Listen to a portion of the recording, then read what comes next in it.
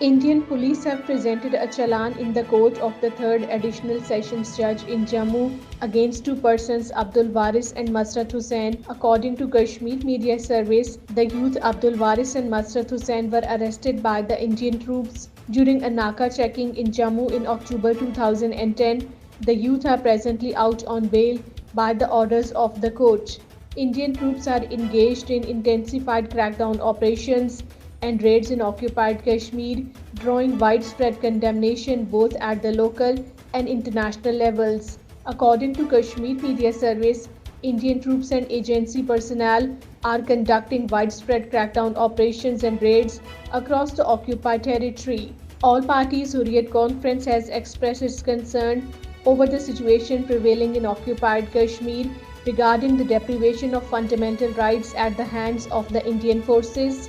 According to Kashmir Media Service, APHC spokesman in a statement issued in Srinagar said the people of the territory are living a hell-like life under the shadow of a war.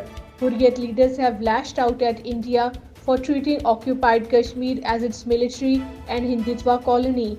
According to Kashmir Media Service, the leaders including Ghulam Muhammad Khan Sopori, Salim Zargar, Advocate Arshad Iqbal, Muhammad Hasib Wani, and Maulana Musaib Nadwi voiced their concerns over the appalling situation after the aftermath of the abrogation of Jammu and Kashmir's special status. Hasnain Masoodi, member of the Indian Parliament from occupied Jammu and Kashmir, in an attack on the Modi-led Indian regime, highlighted India's ongoing neglect and discrimination against the Kashmiri people in the interim budget. According to Kashmir Media Service, Masoodi's remarks delivered in the Indian Lok Sabha Parliament shed light on the stark disparities and overlooked priorities on the budget.